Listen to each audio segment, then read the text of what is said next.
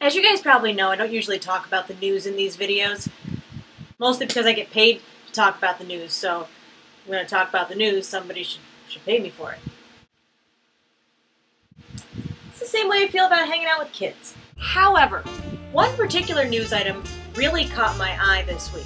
I don't like to talk about the news, but I really don't like to talk about politics. But this particular story is for all of you out there who may be bemoaning the state of affairs with our politicians and with our political system. It just gives you hope to know that nothing has changed. Warren G.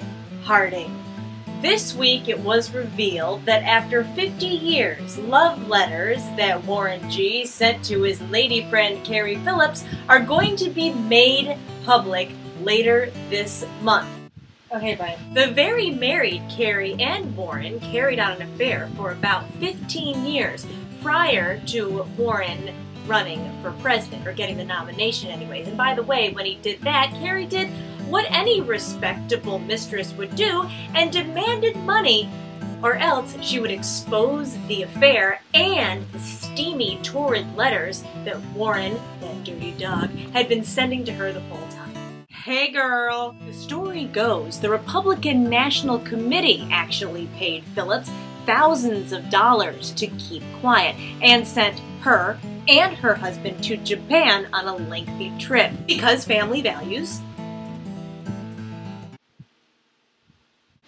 Although, there is a 50 Shades of Grey area here, as some historians say that Phillips' politics may have actually been the more troubling part, more so than the affair. Hey girl! Anywho, a biographer stumbled on these letters in the mid-60s and was going to publish them as part of a book, but Warren G. Harding's family sued, saying that they wanted them kept under wraps and sealed for at least 60 years so as not to harm the younger generation of Hardings.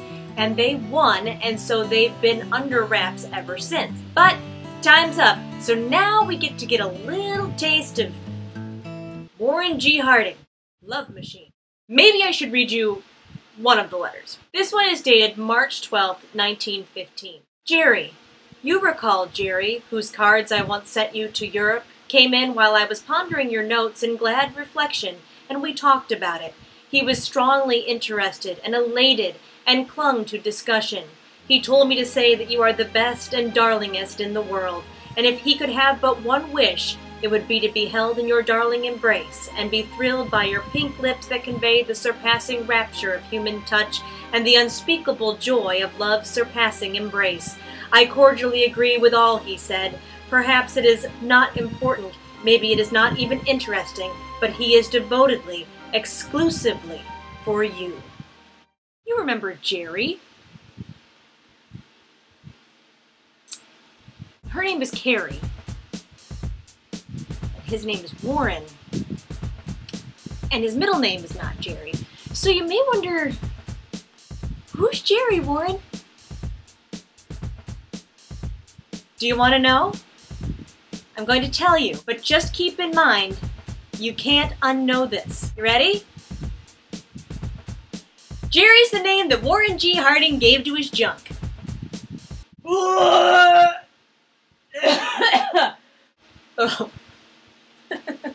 Oh my god, this is starting to feel like drunk history. Girl. All this, America, from a guy who looked like the Count from Sesame Street. America! It was a clear black night, a clear white moon. Warren G was on the streets trying to consume some skirts for the E, so I could get some phones. Rolling in my ride, chilling all alone. Just hit the east side of the LBC on a mission trying to find Mr. Warren G. Seen a car full of girls, ain't no need to tweak. All of you search know what's up with 213.